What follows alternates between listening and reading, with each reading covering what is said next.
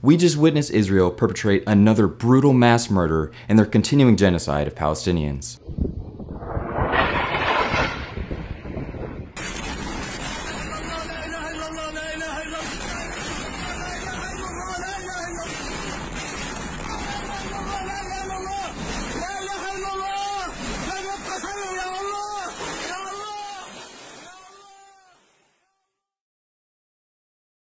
And while more eyes are opening up to the truth, some people, supposed allies, are still perpetuating Zionist talking points. Israel versus Palestine. This is one of the most difficult stories that has existed in our lifetime. I mean, there are lots of fights that seem like they'll never come to an end. See, here he already begins to frame the situation incorrectly. It's not a fight, a quarrel, a deeply rooted cultural difference that can't be solved. This is mass murder. This is oppressors versus the oppressed. He's pushing this lie that Jews and Muslims can't get along since the beginning of time, and that's what's happening here. But Israel versus Palestine is a 73-year-old beef that has stumped everybody. No, but it has stumped you apparently, probably because you refuse to listen to Palestinians and learn the basic and blatant truth that Israel is a racist, genocidal project to create a country for Jews only by ethnically cleansing Palestinians from their land.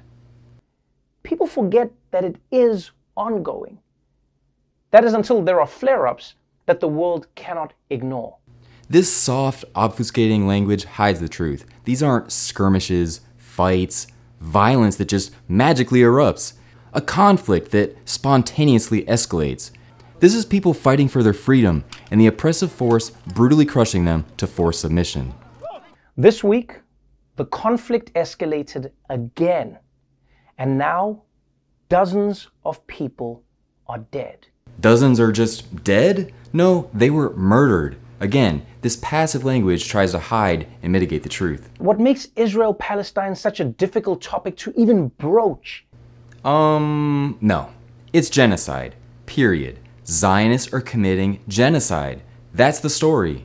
Propagandists in the United States push the line that this is complex to discourage you from speaking up, to justify the blatant murder you see right in front of you. Oh, those dead children killed in the streets by an occupying genocidal force? Well, it's complicated. But then you take a step back in time, you go, well, Hamas fired rockets at Israel. Well, then Hamas is the bad guy. But then you take a step back and you go, but the Israeli police, they went in and started beating people up in a mosque during Ramadan. If you're so foolish to look at something so simply and say, violence bad, you're bad, then you shouldn't be a political commentator. Well, the Palestinians, they were throwing rocks. Yes, but why? Why? If a woman murders someone trying to rape her, and you just look at the murder itself, devoid of any context, and say, violence bad, you're a fool. I think of it like this. When I was a teenager, I would always get into fights with my little brothers. And little kids can be vicious, right? They're trying to punch you in the leg, they're trying to punch you in the nuts. They're kids, they do that.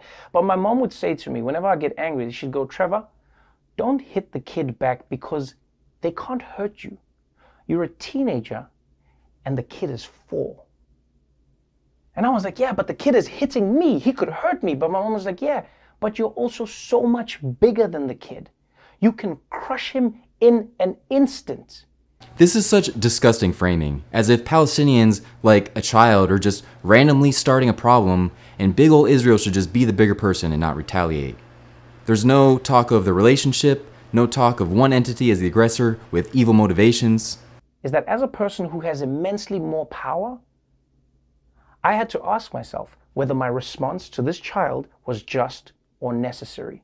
Well, Israel got that power by colonizing the land and forming an allyship with the United States that funds the genocidal project and works in conjunction to expand Western capitalism in the region. If a man has a knife, should the cops shoot him? They brought a knife to a gunfight. No, Palestinians didn't bring anything anywhere. They were just there minding their own business when a group of racist, genocidal colonizers decided to come and take their land and ethnically cleanse them. All I'm asking is, when you have this much power,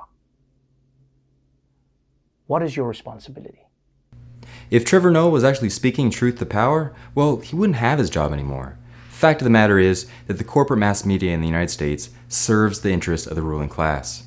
So stay tuned to If Americans Knew for all the latest news and analysis, and we'll put some links below of activists in Palestine on the ground that you can follow.